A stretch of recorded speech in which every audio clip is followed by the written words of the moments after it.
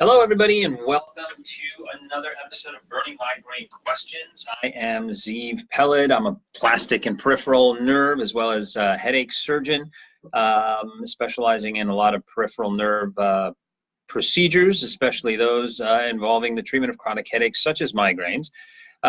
We have a whole host of questions and a lot of things that we need to cover today. So hopefully several people will join us and continue to ask questions, but I will continue to try and speak reasonably slowly and clearly, but try to get to as many of these questions as possible. Someone had asked about the new class of CGRP antagonists or receptor antagonist drugs, of which there are now 3 FDA-approved drugs: Aimovig, Anjovy, and Emgality. I have no idea how they come up with these names, but these drugs all work by blocking a certain receptor in the brain that works with a molecule known as calcitonin gene-related peptide. The interesting thing about these drugs is that while any medication is better than no medication with respect to research and development, and I think it's always good to try and find minimally invasive ways of treating any pathology or problem, I think that it is always good to really look at the data very, very closely. And the first FDA-approved product and drug was Aimovig, and there was a pivotal paper published, I believe it was November 2017, in the New England Journal of Medicine. And what it showed was that there was a 50% reduction in the frequency of headaches over the period of time that the patients were treated. However, when you drill down on the data, you have to look very closely at the actual numbers and see what we're actually talking about. So first of all, Aimovig was originally approved only for episodic migraines. So by definition, that means people who have migraines or headaches fewer than 15 days per month. These are not typically the headache or migraine patients that I see in my office. The patients that I tend to see and that many of my colleagues see in regards to candidacy for surgery have headaches far more frequently and far more severely. We're talking on the order of 25 or more headache days a month, and in many cases patients have headaches or pain all the time and then occasionally get a ramp up or an increase in the volume of that pain, which is what they term to be a migraine, but they live in discomfort pretty much 24/7.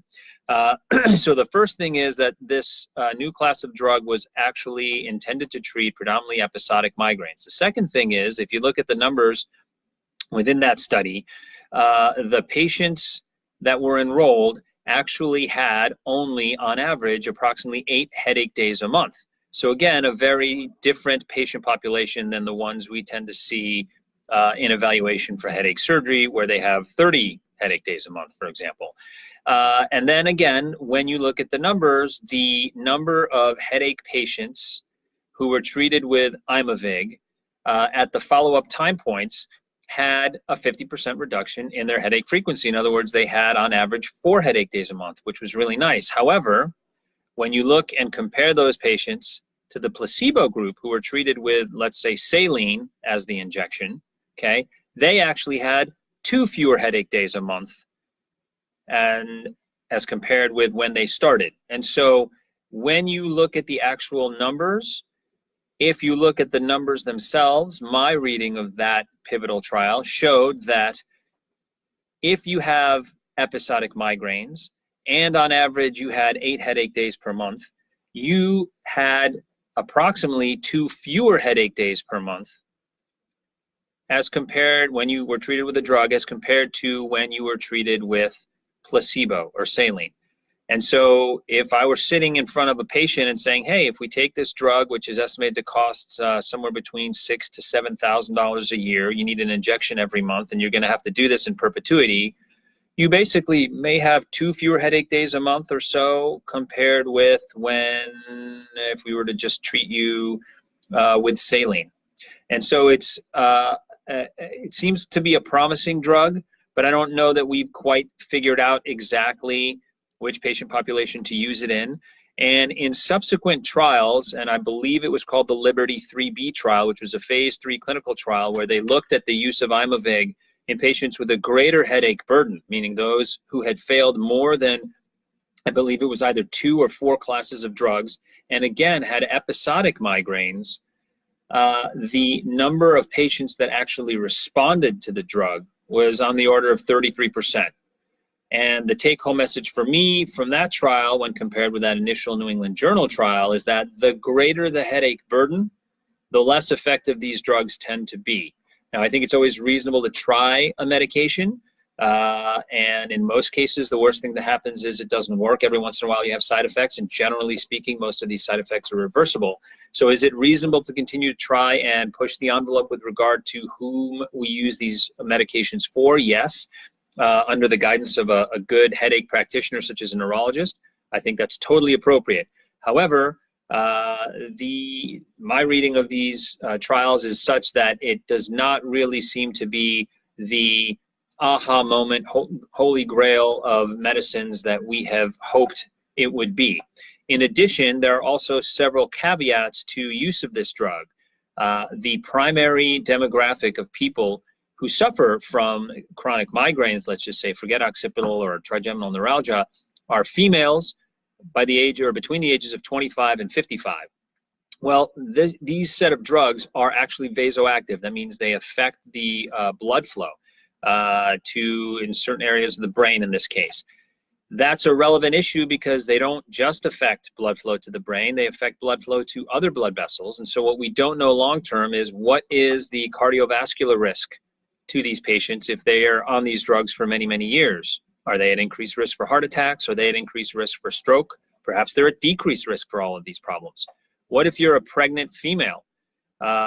In that initial New England Journal of Medicine study, any woman of childbearing age was actually excluded from participating because we don't know how these drugs would affect, let's say, a fetus in utero because of the vasoactive effects. And so therefore, these drugs, while promising, have a lot more work that is needed behind them to really show where they are most effective. And so hopefully that's a very long-winded answer, but the data are not as simple and straightforward as many of the wonderful newspaper articles and magazine articles would help you believe. We had another question from someone saying, if Botox helps the intensity of your pain, is that enough to do the surgery? That's a really interesting question. And again, the answer is it depends. Botox injected according to the original protocols, the preempt 1 and 2 studies, where you have 31 injection sites with a few units here, a few units there, a few units in the other place, both in the front, the temple, and the occipital regions, even if you only have occipital symptoms, I don't think have provided us a good answer to that question, because if you inject enough Botox, you'll certainly relax something. But let's say, for example, you do that 31 injection protocol, and for 3 months you have absolutely no headache.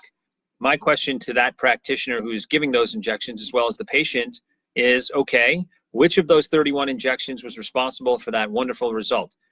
Do you need to have 31 injections, or perhaps you only need 21, or perhaps you only need 1? And so the end-all, be-all answer to the question of if Botox is effective, does that mean surgery will work, is maybe, but yes, if it's injected in a specific way. And so we used to use Botox as a diagnostic injection, much like we use nerve blocks now. We've moved away from that. At least most of the practitioners who are friends of mine, I believe, do the bulk of the headache surgery in this country, along with myself. And we've done that for a number of reasons. One, Botox tends to be very expensive. It's hard to get insurance to cover it. Even if they do cover it, patients often have to come out of pocket several $100s. The effects are not immediate. And so if patients come in with a horrible headache and we give them injections of Botox, and maybe 3 to 14 days before they feel anything. And in addition, you can't block more than one nerve at one time, because if you come in with a horrible headache today and I relax the muscles around the greater, the lesser, and the third occipital nerves, and you come back in 2 weeks and we say, wow, I have no more headaches at all, then the question becomes, which of the nerves that we've relaxed is responsible for that result? And again, the answer is you don't know. So it often required multiple visits back and forth. Nerve blocks provide an immediate result, and you'll know one after the other whether or not blocking and inactivating that particular nerve has worked for your pain.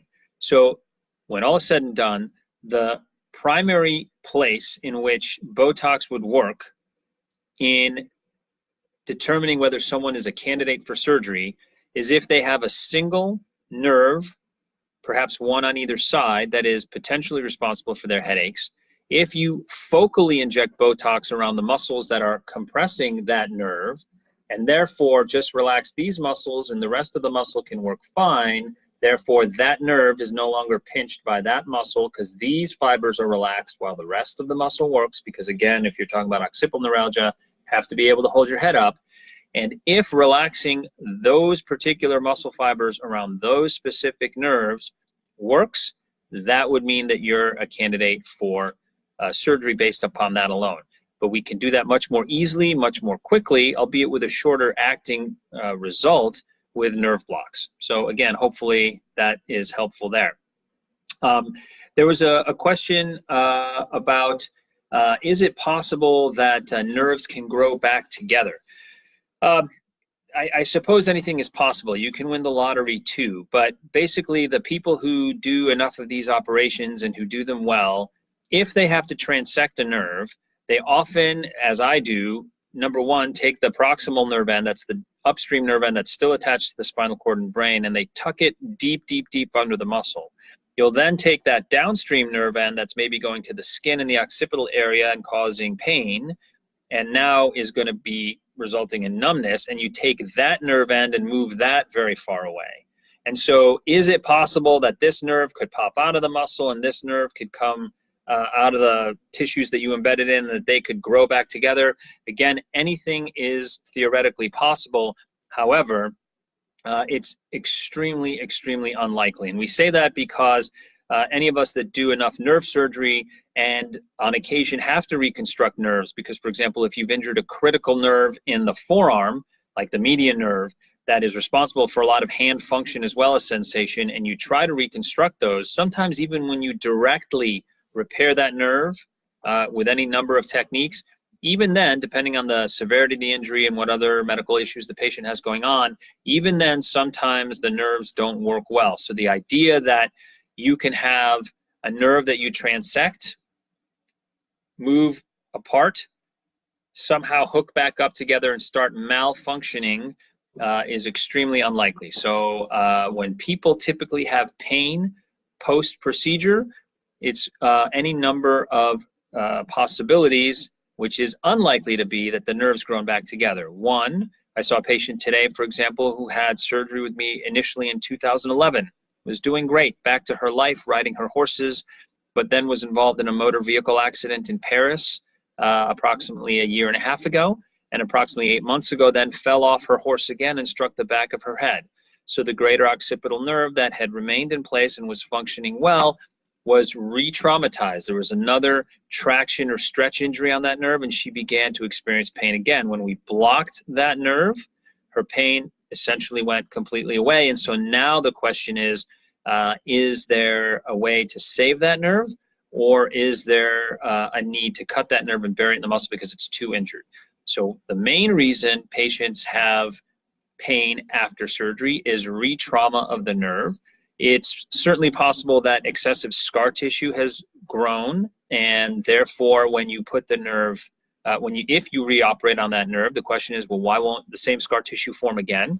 And that's a good question, the answer for which will depend on what it is that the patient can tolerate. So if the patient doesn't mind the numbness that results from removing that nerve, then removing that nerve is a good option, transecting it and burying it in the muscle, and therefore whatever scar tissue forms is irrelevant on the downstream nerve. The other possibility, which I have been doing lately, is reoperating and decompressing that nerve, and then instead of just hoping for the best, wrapping that nerve in an amniotic membrane that has been shown in anecdotal reports. It's a very new product that's on the market, but anecdotally and in discussions with other colleagues and myself who do surgery on nerves like these that you have to try and preserve, for example, the median nerve of the forearm, we found that when you have to go back on these nerves, you wrap them with this amniotic membrane, and it actually prevents a lot of the scar tissue from forming again, and also acts as an anti-inflammatory stimulus to prevent a lot of irritation that you get post-operatively. Still a relatively new product, but is one that's very promising. The other possibility for someone that has a residual pain There's a couple other possibilities. There's the possibility for a neuroma that has formed. So even if the nerve was buried in the muscle, it may have popped out of the muscle and is now causing pain, or the nerve never quite settled down in the muscle. And so when you go back in and reoperate on that nerve and find that nerve ending, you have to freshen up that nerve ending. So you can't leave that stump there. You have to cut the nerve back a little bit. And again, the question is, you can, what do you do with it now? You can rebury it in the muscle. You can do what's called a nerve to nowhere, which is to attach a really long cadaveric nerve allograft to that nerve, and presumably that nerve will actually not grow through that entire nerve graft and will peter out at some point in the middle, leaving the tip of that basically insensate and non-functional. And we know that because when we try to use these very, very long allografts in cases where we have to reconstruct the nerves, such as the ones we've been talking about in the forearm, the longer the grafts, the less effective they are, because the body can only grow through these things a certain amount. And when you have to do it, you do your best, and even then sometimes it doesn't work. But if it doesn't work, you can actually take advantage of the inability of those nerves to grow through those long grafts and use that as sort of a burial method, if you will. The other option is to do what's called an end-to-side nerve reinnervation. So you can take that nerve end that you've just recut and take an intact nerve and try to hook it up end to side so that this nerve will think it's met its downstream counterpart. The one caveat to doing all that, which we do for a lot of targeted reinnervation cases in the extremities to help patients power these really sophisticated new myoelectric prosthetics, is that there's always the possibility for injuring that recipient nerve. So if this is the nerve that is intact and you're taking this nerve that you just cut and hooking it up to this nerve, you can actually injure this nerve and either cause motor weakness or additional sensory problems. So that's something to consider. So several treatment options if you have an neuroma. And then finally, one thing to always consider, especially with regard to the lesser occipital nerve, and many of us have learned this the hard way, it's always possible that there are aberrant nerve branches, and you do your standard decompressions and nerve transections. In most cases, every once in a while, people will have an additional accessory nerve branch that is in a very unusual location. We don't typically dissect those because that just causes extra trauma, extra healing, extra pain post-operatively. And most patients don't require that. But if someone has persistent pain afterwards, it doesn't necessarily mean the surgery, the original operation failed. It just meant perhaps it was not fully complete. And therefore, if you re-explore, it's always a reasonable thing to do to look for additional nerve branches that you may have missed in that first case. We have another question here. There is someone who is asking, I have a small aneurysm, and does that mean I would still be a candidate for migraine surgery? In this case, the aneurysm is in the carotid artery, which is a big artery that goes from the neck and up to the brain. The answer is yes, you certainly could be a candidate for surgery. However, first of all, you have to determine whether you're a candidate for the surgical procedure itself, irrespective of what other medical problems are going on. So you'd still need to be seen by a good headache surgeon and have an appropriate physical exam, history, as well as results with nerve blocks that suggest that surgery would be successful. Let's assume that you've checked all those boxes and surgery is deemed to be appropriate. The question is, are you medically healthy enough to have that operation? And again, in this case, it depends on what other issues are present. So in my hands, every patient above a certain age, and these are determined by the American Society of Anesthesiologists, it's not something that I've made up, as well as the American Heart Association, all patients will have an appropriate medical workup and medical clearance by their primary care physician. And what we're really looking for in those cases is for those primary care physicians who really know those patients better than anyone, because they see them hopefully fairly frequently for routine physical examinations and for routine medical issues such as colds and flus and reflux that comes up in everybody's lives. And if those physicians say to us that this person is medically stable enough to have, let's say, a 2 to 3 hour outpatient surgical procedure where we're not really expecting a lot of blood loss, then that person is a candidate for surgery based upon not only the actual tests we do to determine whether surgery would help, but also based upon the fact that their primary care physician says that they're healthy enough to tolerate the conditions we need to set up, in other words, general anesthesia, to have that operation occur safely. If you have an aneurysm, I would probably seek out the opinion of a vascular surgeon because the aneurysm is in a carotid artery. If it was in the brain, I would seek the opinion of a neurosurgeon. And if these are small aneurysms or they're felt to be stable, and the neurosurgeon or vascular surgeon signs off and says, this person should tolerate surgery just fine, then you're a candidate for surgery.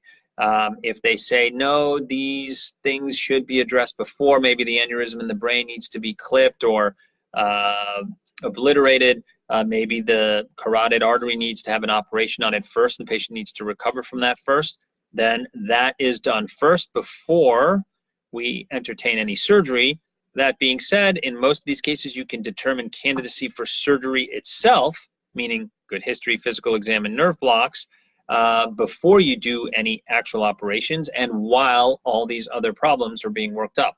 Another example would be someone that has a significant cardiac history. We have a patient coming up who's had a heart attack approximately 10 years ago, I believe it was, and had a couple of stents placed and then actually ultimately required a bypass operation several years after that. That person is being seen by his or her cardiologist before we will even schedule them for surgery because we saw them. We determined based upon their history, physical exam, and results of the nerve blocks that they could have success with surgery, but we want to make sure that there are no cardiac issues that will arise during surgery, or we want to minimize the chance for any of those types of things happening before we do any surgery. And in those cases, if we get that clearance, we can go ahead and operate on them. And someone was asking as a follow-up with regard to the amniotic membrane around the babies in the tube in the womb. No, these are not done by fetuses. The amniotic membrane is it's actually also umbilical cord membrane. These are things that you can harvest from cells once babies are born, and the umbilical cord is cut, and I'm not sure what they typically do with those, but this company has said, okay, well, we can take some of the cells from these membranes and actually grow them in culture, and there are certain, and what we've realized is really it's the chemicals that these cells produce that are responsible for a lot of the beneficial effects of these young stem cell kind of things, amniotic membranes as well as umbilical cord membranes. The other thing is that if you actually harvest some of the membrane itself and decellularize it, you're actually taking advantage. So if you take an umbilical cord membrane because a baby was born and the umbilical cord is being thrown in the garbage like you normally do, if you get to that tissue before it's thrown in the garbage, you can actually decellularize it, sterilize it. The FDA is very strict about these things, and create a product that can then be used for other patients in the future. Let's see, we had another patient that said there are musculoskeletal causes that can often cause some pain like occipital neuralgia. What could those be? Well, certainly if patients have significant arthritis that's impinging on a nerve root, if you have a herniated disc that's impinging on a nerve root in the cervical area, those are two things that can certainly cause head and neck and usually upper extremity pain. And depending on which cervical level we're talking about, those are prime examples of musculoskeletal causes. You can have muscle contusions, muscle strains, muscle tears, depending on the severity of a whiplash injury, for example, and you may end up with a spastic dystonic muscle. And if it's the muscle that is spastic and pressing on the nerve, the problem is not a primary nerve problem, it's a muscle that's pressing on the nerve, and therefore perhaps muscle relaxants at low doses or even Botox very focally, again, could relieve some of that spasticity and may make the problem better. It doesn't mean surgery in that particular case is completely out of the question or unreasonable, but it certainly wouldn't be the first thing that we would go after. And let's see, we had one other question here. Why did this, I think was a particularly good question. How come it takes so long for the results of these operations to appear? In other words, you decompress a nerve, why don't you have immediate relief? The analogy I use with my patients goes as follows. Most people have had the experience of you fall asleep on your hand, you wake up and your fingers are a little numb. Just a little bit numb, you shake them out for 5-10 seconds, they feel normal again. And every once in a while, somebody goes to sleep on their hands for a while. They're really, really tired, and they wake up after an hour or two, and their hands are not only really numb, but the wrist and the fingers are kind of flaccid. And you start shaking the hand out, and eventually the wrist is starting to work again, the hands start to work again, and then the blood flow continues to the fingertips where a lot of the sensory nerve endings are. And as the blood starts to flow back, that process, it's sometimes really hypersensitive, and then after a minute or so settles down and you feel normal. So again, you have a short problem and then a longer recovery problem. The difference between those two situations has to do with the duration and the severity or intensity of the pressure on those nerves that are providing sensation to the hands. The longer the duration of pressure and the more significant that pressure is, the longer the recovery is going to take. I see patients in my office. In fact, we operated on someone about 3 weeks ago who had compression and symptoms for over 4 decades. So if you've had 40 years of nerve compression, is it reasonable to think that in 4 days or 4 weeks, those nerves are going to function totally normally again? The answer is probably not. Many times patients have what I call a honeymoon period after surgery, just manipulating those nerves to move them this way so we can get rid of the scar tissue on that side, move them over here so we can get rid of the scar tissue on that side, move them up so we can get rid of the scar tissue underneath, move them down so we can get rid of the scar tissue on top. Requires a fair bit of manipulation, which is done using microneurosurgical techniques, but nerves are not meant to be manipulated that way. And so many times you get what's called a sedentary neuropraxia, fancy doctor speak for a very, very stunned nerve that goes to sleep, sometimes for several weeks or months. And so patients, even if we've left the nerves intact, may feel like their scalp in the back of the head is numb. And then it will wake up. And that's the blood flow coming back to the fingers. And sometimes when that happens, those nerves are really quite angry and start to discharge uncontrollably. And so patients will complain of everything from, I feel like I have an itch I can't scratch, feels like I have little creepy crawlies, to I feel I have a severe bruise or I can't even touch my hair. But like that situation in the hand, instead of maybe a few minutes, maybe a few months before those symptoms settle down. But in the overwhelming majority of patients, they do settle down. And it's at that point that the nerves are now functioning more normally. And so it's perhaps 3, 6, sometimes even more months following the operation that patients really start to feel like they've had a huge improvement. And that is not at all uncommon, obviously depending on the duration and the severity of the pressure that was present on that nerve. So if you've had symptoms for 2 years as opposed to 22 years, you're probably going to recover quicker in the former scenario. And I think that this leads me to the one important thing that I'd like to leave as a take-home message, because we have a significant number of additional questions, which unfortunately I didn't get to, but we'll keep doing these as long as people keep tuning in. The idea is that you should have a real discussion with your potential headache surgeon about what to expect post-operatively. I think that's really critical. At this point in my practice, I don't find the actual technical aspects of the operation itself all that challenging. I think we've tweaked those very well. We continue to try to innovate and do things differently and add new products and do things that will help patients recover faster. But it is the post-operative management which is actually very difficult, because patients will experience pain very differently. Every person's different, and every person's pain itself is different. So there are many patients who struggle often for many months feeling like they didn't make the right decision, things really aren't as good as they'd hoped to be. And what I have really realized over almost a decade of doing these operations now is that if you can get the patients through that initial period, and it could be 3 weeks, could be 3 months, could be 6 to 8 months, the overwhelming majority of patients actually do extremely well. And I think that a big part of the ability to handle that difficult post-operative healing process starts pre-operatively in your discussions with your doctor. So make sure you ask a lot of these questions and what to expect. It's going to depend on a number of factors: how old you are, how many nerves you're operating on, what you're doing with those nerves, which nerves they are. But having a really good sense for what you might expect post-operatively, I think, will allow you to mentally prepare for that, because ups and downs are inevitable. They occur in almost everyone. Most of the time they're very temporary and they're not too severe. Every once in a while they are. So good communication, lines of communication with your surgeon are absolutely critical. I think that's going to do it for this Facebook Live event. We'll plan on doing this again in a couple of weeks. Thank you all for tuning in, and we'll see you again soon. Take care.